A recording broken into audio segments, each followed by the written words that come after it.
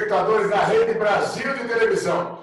Nós estamos com mais um programa Papo Reto. A cada semana a audiência vai aumentando significativamente. Isso justamente pela qualidade, pelo peso para a sociedade das pessoas que nós fazemos questão de estar conosco, para esclarecimento da população brasileira. E hoje nós temos um programa mais do que especial. Ele se tornou uma das pessoas com maior credibilidade no mundo, exatamente pela sua atuação profissional. É um brasileiro vocacionado, um idealista, e com muito prazer nós temos hoje aqui no Papo Reto o juiz federal Sérgio Moro, o homem da Lava Jato, o homem que mudou a história do Brasil no combate à corrupção. Doutor Sérgio Moro, muito obrigado por participar do nosso programa. E eu já começo provocando o senhor, como é que foi, e muitos, milhares e milhares de jovens no campo do direito acabam se espelhando no senhor. Como foi a sua decisão, como jovem, para ir para o campo do direito e depois, como acadêmico, vislumbrar a carreira pública de juiz federal? Bem, primeiro eu queria agradecer o convite, senador Major Olímpio. É um prazer aí falar revê-lo, né, ainda que virtualmente. Tenho acompanhado suas posições e lembro também como o senhor sempre se posicionou lá no Congresso, um retrato de coerência. Então, para mim é um prazer aqui estar falando com o senhor. Olha, o direito foi uma escolha, não vou dizer por acaso, mas eu nunca tive... Ninguém na minha família era advogado, tinha ligação com a área jurídica, mas no final do colegial, nem sei como é que fala hoje isso, segundo grau, não sei, ensino secundário, né? Eu pensei em fazer algo na área de humanas. Ia bem nas exatas, mas eu gostava mais de humanas, ciências humanas, e dentre as opções que apareceram, que eu achei mais interessante, foi fazer direito. Eu morava em Maringá, e acabei prestando vestibular lá para a Universidade Estadual de Maringá. Ingressei no curso de direito. E comecei, para falar a verdade, né, isso até é importante destacar para os acadêmicos, comecei a gostar realmente de direito ali pelo 3º ano da faculdade. Antes eu até me dedicava mais até estudo ali de outras matérias, como história, filosofia. Depois, no 3º ano, que eu comecei realmente a gostar da matéria jurídica. O concurso para a magistratura, o início da carreira, o senhor tinha expectativas em relação à carreira? Isso se consolidou? O senhor teve 22 anos de magistratura. O senhor se realizou como juiz? Era o que o senhor esperava na carreira? É algo que o senhor recomenda para a juventude, principalmente para aqueles que estão no campo do direito? Veja, eu acho que essas profissões jurídicas, todas elas têm suas vantagens e desvantagens. Né? A carreira de advogado é belíssima, de promotor, de juiz. A vantagem do juiz é que o juiz ele tem essa independência, né? E então ele pode decidir o caso, claro, tem que decidir conforme a lei, mas ele defende com absoluta independência. O advogado, né, normalmente ele se vincula ao interesse do cliente. Também é um trabalho nobre, por exemplo, defender alguém inocente no processo penal, ou você mesmo dar a melhor defesa, mesmo culpado, ou você ser um postulante na esfera civil, por exemplo, de um direito relevante, isso é bom. Mas como juiz, você tem aquela maior independência. Né? Então, eu particularmente me realizei bastante na magistratura, até fiz mais coisa do que imaginava que faria no início, né? No início da carreira. A Lava Jato foi um caso gigantesco, muito difícil, mas os resultados foram muito bons, na minha opinião. Enfim, recomendo, sim. O curso é bom, tem que estudar muito, tem que se dedicar muito, mas é uma bela profissão. O senhor se tornou um ícone dentro da justiça brasileira e do mundo no combate à corrupção. O senhor, inclusive, escreveu trabalhos dentro dessa área, acabou se tornando alguém que o mundo quer ouvir no combate à corrupção. Como nasceu isso dentro da atuação do senhor como juiz e que o tornou possivelmente o maior especialista brasileiro dentro da justiça criminal, essa coisa tão difícil ainda para o mundo todo, que é enfrentar o combate à corrupção com todas as dificuldades, com setores do poder público envolvido, com muitos setores empresariais que, notadamente, usam da propina e da corrupção para tentar fazer valer as suas vontades, e num país onde é tido como o país do jeitinho. E o senhor e tantos outros operadores do direito lutam o tempo todo para deixar de ser o país da propina, o país da corrupção, o país do jeitinho. Como foi que nasceu, dentro da atuação do senhor, a busca por essa especialização? Bem, veja, eu ingressei na magistratura em 96. Tá? Em 2002, eu acabei indo para uma vara federal em Curitiba, a segunda vara federal criminal. Depois disso foi rebatizado para a 13ª vara. E essa vara criminal, aí você trabalhava só com processo criminal. A tendência é se especializar. E já em 2003, houve um fato relevante, e o Tribunal Regional da 4ª Região acabou escolhendo uma vara em cada estado para especializar em crime financeiro e lavagem de dinheiro. Foi um movimento na época, porque tinha muito pouco processo por lavagem de dinheiro, a lei era pouco efetiva, e aí foi especializado uma unidade em cada estado, e a minha foi escolhida no Paraná. Então, a gente ficou com jurisdição por crime financeiro e de lavagem em todo o estado do Paraná, e aí ainda isso propiciou ainda mais especialização. Daí veio aquele caso, estava famoso na época, o caso Banestado. Né? Era uma série de investigações que envolviam remessa fraudulenta de dinheiro ao exterior. Todo mundo pode encaminhar, né, dinheiro ao exterior, mas essas remessas eram fraudulentas. E isso estava lá em Foz do Iguaçu, estava meio parado, porque não tinha lá muitas boas condições para investigar isso lá em Foz do Iguaçu, e foi tudo para Curitiba. Tá? E a partir de então teve esse caso, daí tive muito caso também envolvendo tráfico de drogas e lavagem de dinheiro, e foi evoluindo, até que chegou esse caso da Lava Jato, né, que é um gigantesco caso de corrupção. Aquela história de tanto lidar com essas matérias, né, você vai se habilitando, vai entendendo como as coisas funcionam, o que não presta na nossa legislação, o que pode ser alterado para melhorar, e então vai se pegando essa expertise. Chegamos na Lava Jato. Era mais um caso que acabou chegando para o senhor, mas deu esse desdobramento todo que mudou a história do nosso país e da justiça criminal. E essa boa sensação que a população tem de que a justiça pode chegar para todos.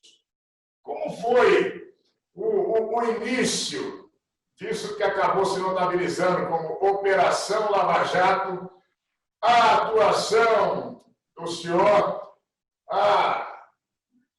vou dizer parceria, mas a harmonia com o Ministério Público Federal, com a Receita Federal, com as polícias envolvidas no processo, que isso virou um case, né? É analisado ainda como se desenrolou.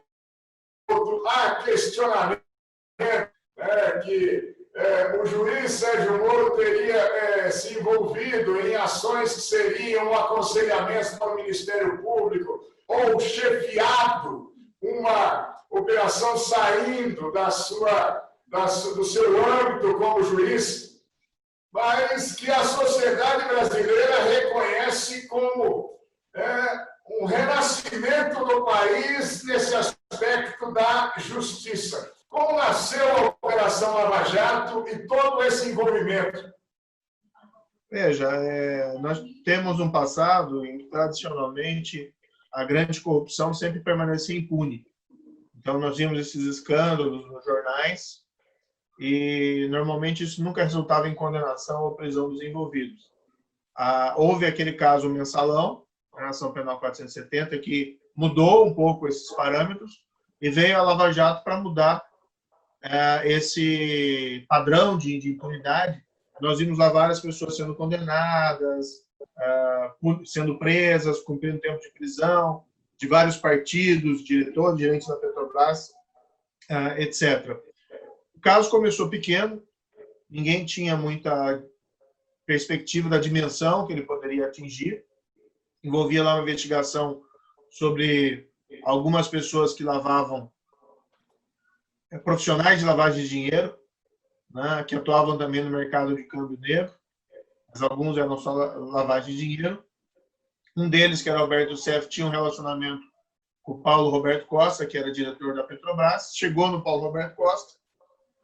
O caso foi evoluindo desde 2014 e virou esse grande caso, com todas essas pessoas que foram levadas à justiça, que foram condenadas, espalhou, né, para outras cidades do país, como no Rio de Janeiro, como Brasília. Inclusive, gerou uma onda anticorrupção na própria América Latina. Agora, um caso dessa dimensão, ele só funciona através do modelo de força-tarefa.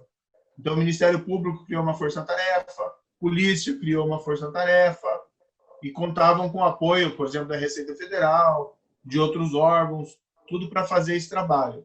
Mas, assim, que pese aí, algumas pessoas falam, eu nunca dirigi nada, era muito separado as funções, eu era juiz, o pessoal às vezes confunde as coisas, né? Nunca houve uma orientação, um aconselhamento da minha parte em realizar nenhum tipo de trabalho. O que tem, né? No cotidiano dos fóruns, o juiz fala com o advogado, o juiz fala com o promotor, o juiz fala com a polícia. Então, por exemplo, chega a polícia lá, olha, doutor, queremos pedir a prisão do fulano X. E às vezes daí você tem alguma discussão, não de orientar, mas para saber se eles devem, vamos dizer assim, se eles têm os elementos suficientes. É normal o juiz falar, olha, isso aí não é suficiente, né? Eles deixam de fazer o pedido. Ou se tem, fazem o pedido e daí o juiz aprecia. Né? Mas às vezes existem esse tipo de conversa preliminar. Como chega o advogado, às vezes, e pede para o juiz, doutor, eu vou pedir a liberdade do meu cliente. Eu quero esclarecer isso, isso, isso. Aí o juiz fala, olha, se pudesse esclarecer isso, isso, isso também seria bom. Então, esse tipo de interação, isso é uma coisa absolutamente normal. Às vezes é tratado com muito sensacionalismo, né? Foi trazido quando teve aquela situação ano passado, mas isso são situações absolutamente normais, sem aí reconhecer qualquer coisa em relação àquilo do ano passado. Gente, o papo reto aqui é bom demais, é muito melhor do que as pessoas tinham imaginado. Estão conhecendo pouco mais do juiz Sérgio Moro, a pessoa, a sua história de vida. No próximo bloco, nós vamos continuar perguntando da sua visão para a justiça, para a segurança pública no Brasil. É rapidinho e o papo reto já volta já.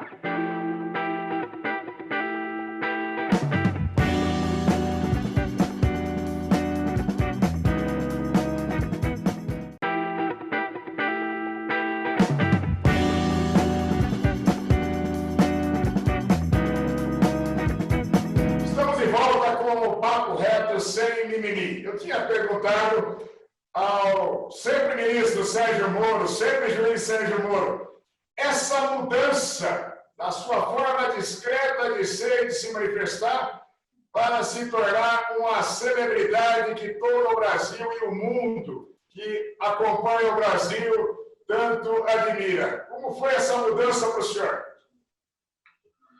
Olha, foi algo que foi evoluindo, né? Nós tínhamos esse caso, ele foi crescendo, atraindo a atenção das pessoas, da imprensa. A sociedade dava um apoio muito forte, porque queria o fim da impunidade, da grande corrupção. E, embora eu era refratário como juiz a dar entrevistas ou a me manifestar, chegou uma hora que realmente ficava muito difícil, porque havia uma demanda que se falasse, que se posicionasse em relação a algumas questões, e o apoio da sociedade foi fundamental para que a Lava Jato pudesse, de fato, avançar, não é? Porque, assim, são muitos interesses especiais contrariados, havia muita oposição, havia aí tentativas de obstrução da justiça, então precisava também utilizar esse suporte, foi essencial para evitar esse tipo de comportamento. Então, pontualmente, fui manifestando, e daí começa a ser reconhecido na rua, começa a ser reconhecido em restaurante, começa a ser ovacionado, né?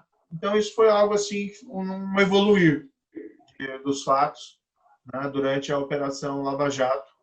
Houve também reconhecimento internacional, acho que isso é muito importante, mas eu sempre que falei, sempre destaquei, olha, isso nunca foi uma questão pessoal, né? Isso foi um trunfo institucional, foi o trabalho da polícia, dos procuradores, dos juízes, não só de mim, mas de juízes de outras instâncias, Porto Alegre, Brasília, foi uma construção coletiva. Isso eu acho que é importante destacar. Como foi esse desafio e como é a visão do senhor em relação à segurança pública? O que o senhor pode comparar de países ou de nações que o senhor conhece e se aprofundou mais ainda na comparação como ministro e a aplicação concreta no Brasil de medidas que possam minimizar o impacto da criminalidade? Bem, eu tinha alguma experiência como juiz, eu não tratei só de casos de corrupção, então tive muitos casos envolvendo crime organizado, tráfico de drogas, principalmente, roubos, né? E também fui juiz corregedor do Presídio Federal de Catanduvas. Então, eu tinha alguma experiência. Claro que nessa área da segurança pública é muito mais amplo, mas quando eu fui para o governo, eu tinha essas ideias. Olha, o foco vai ser combate à corrupção, crime organizado e criminalidade violenta. E aí nós adotamos uma série de alternativas. Olhamos ao Ministério, chamamos pessoas técnicas para trabalhar, né? Não transigimos com essa questão que afeta muito o desempenho da administração pública, que é o loteamento político, que é negativo. Então, colocamos pessoas certas e fizemos lá um diagnóstico. O que nós precisamos fazer em relação a esses temas? E aí era uma série de políticas que foram implementadas em vários campos. Por exemplo, o Banco Nacional de Perfis Genéticos. Ele foi criado por uma lei de 2013 e ele simplesmente não era executado. Você colher o perfil genético dos criminosos, inserir no banco, e você cruzar com um perfil genético colhido de vestígios corpóreos encontrados no local do crime, é algo assim importante para a resolução de crimes, como se fosse uma moderna impressão digital. Tem países, no Reino Unido, por exemplo, que tem 6 bilhões de perfis genéticos colhidos e inseridos nesse banco. Isso facilita a resolução de crimes, porque o criminoso, qualquer coisa que ele deixa no local, fio de cabelo, por exemplo, pode ser examinado e identificado ali o culpado. No começo do mês de 2019, nós tínhamos ali mais ou menos uns 10 mil perfis genéticos colhidos e durante a nossa gestão falamos, não, vamos cumprir a lei. Nós colhemos só em 2019 67 mil. E a ideia era chegar até 2022 com o Banco Nacional completo, ou seja, colher de todo mundo que a lei determina que fosse necessário colher. E isso vai levando à resolução de casos. Recentemente, a Polícia Federal ganhou um prêmio internacional, até chamado Match of the Year, relativamente à investigação criminal que fez do roubo da Prosegur no Paraguai, que colheu os vestígios corporais, perfil genético, e identificou lá os responsáveis. Então, várias políticas foram ali adotadas, a meu ver, importantes, e sempre nós trabalhamos com o mote, olha, integração é fundamental. Por exemplo, tem muita discussão no âmbito da segurança pública sobre a unificação da Polícia Militar e da Polícia Civil. Eu acho que é uma coisa assim inviável politicamente. Nem sei se é desejável, são instituições que têm tradições diferentes. É muito difícil você fazer qualquer espécie de unificação. Mas, vamos dizer, incentivar o trabalho integrado, das duas corporações e dessas corporações com o governo federal é algo absolutamente factível. Então, nós tivemos várias operações, criamos lá a tal da CEOP, Secretaria de Operações Integradas do Ministério da Justiça, para coordenar operações policiais entre estados. Fizemos aquela operação Império da transferência dos lideranças do PCC de São Paulo para os presídios federais. Ou seja, foram várias iniciativas ali, senador. Eu acho que a própria lei anticrime, o projeto anticrime, teve algumas inserções negativas que fizeram na Câmara, no projeto, mas ainda assim o resultado final para mim é positivo. Entre elas, há, por exemplo, a previsão, olha, quem for condenado por tribunal do júri, a pena igual ou acima de 12 anos, já vai da primeira instância para a cadeia. Não fica aí apelando em liberdade durante décadas. Então, como resultado, eu acho que dos esforços também dos estados, mas também do governo federal, nós tivemos aí uma queda expressiva dos índices de criminalidade durante 2019. Assassinatos caíram 19%, roubo ao banco 40%. Mas tem que dar continuidade a essa política. Isso acho que é fundamental para nós avançarmos, porque os números remanescentes ainda são muito ruins. Esse ano fica difícil fazer uma avaliação, porque temos essa pandemia do Covid e essas políticas públicas ficaram um pouco mais confusas, nesse período. O senhor teve, como representante do próprio governo, um degladio diferente, que foi apresentar o que acabou sendo denominado pacote anticrime. E o senhor fez, efetivamente, eu sou parlamentar e acompanhei isso, o senhor fez e assumiu essa bandeira como representante do governo que era, em relação à necessidade da modificação de inúmeros dispositivos para a segurança pública no país. Mas nós tivemos itens que acabaram sendo, não rejeitados, mas a classe política acabou tendo um outro entendimento diferente do que era a sua visão pragmática para a justiça. O que o senhor entende que deveria ser retomado, independente de ter Sérgio Moro à frente do pacote, medidas que são fundamentais, porque o senhor nunca buscou protagonismo nisso. O senhor representava exatamente os anseios de governo e da sociedade. Alguns que foram até réus ou que estavam em grupos políticos ligados a réus que o senhor julgou, interpretaram o pacote e combater o pacote seria enfrentar o senhor. O que o senhor entende no pacote que deveria prosseguir, que a sociedade tem que perseverar, independente do senhor estar à frente do Ministério, a sociedade tem que pressionar para que aconteça? Bem, um ponto fundamental, me parece, que é a execução da condenação criminal em segunda instância. Nós tínhamos colocado no projeto, na redação original, isso foi excluído, não foi aprovado na Câmara, e o Supremo mudou a jurisprudência, no ano passado. Então, isso realmente precisaria ser retomado. Tem esses projetos no Senado, na CCJ, né, já foi aprovado, inclusive, e tem essa PEC na Câmara, eu acho que é fundamental. Porque o que foi aprovado no projeto foi só a execução da condenação em primeira instância, no caso do Tribunal do Júri, né, o que é ótimo, mas é insuficiente para resolver a demora aí desses processos. Então, esse ponto me parece fundamental. O plea bargain, né, nós propusemos no projeto, olha, depois que a denúncia foi recebida, durante a ação penal, que possa haver uma negociação entre as partes, né, o promotor, o acusado, assistido por seu defensor, para uma resolução mais rápida do caso, mas uma resolução que não represente impunidade.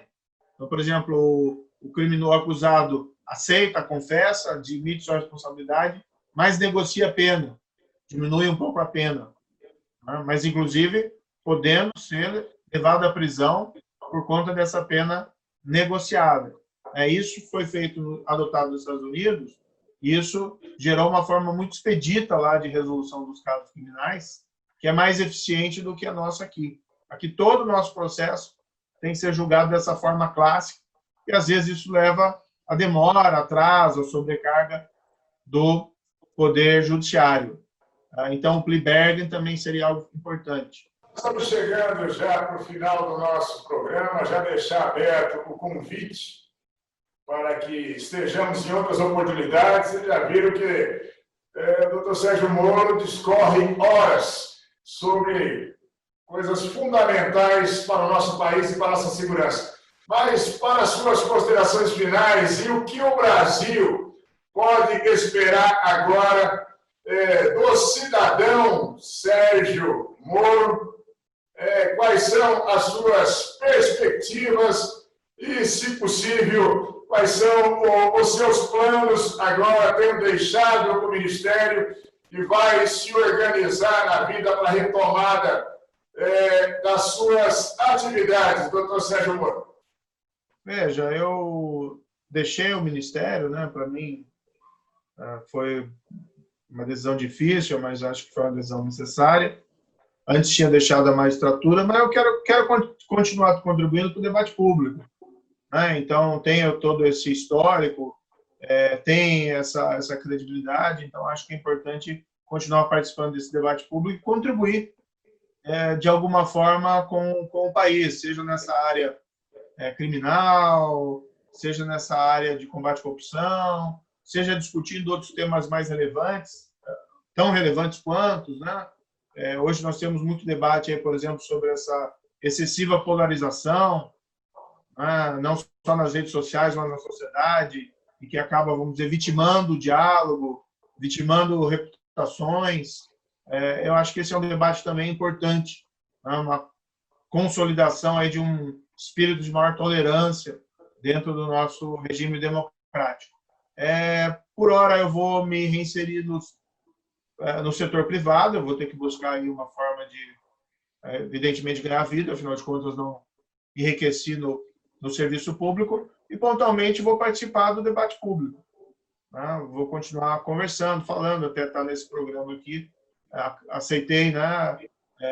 Principalmente aí devido a sua figura, como eu disse, né? Um exemplo de coerência, de atuação dentro do Congresso em prol do combate ao crime ou prol do combate da corrupção. Então, participar desses programas, enfim, quem tem voz, acho que tem que falar, né? Acho que tem essa responsabilidade. Eu quero agradecer, doutor Sérgio Moro, a disponibilidade do seu tempo e dizer para o Brasil, o cidadão Sérgio Moro, essa referência para todos nós, está pronto no debate pelo nosso país, se colocando como cidadão, dizendo: vou para a iniciativa privada, tenho que buscar a sobrevivência da família, mas estarei disponível para o debate. O nosso programa volta no próximo domingo, 11h30. Um compromisso aqui na Rede Brasil Televisão. Aqui o papo é reto, sem mimimi. Um abraço, gente.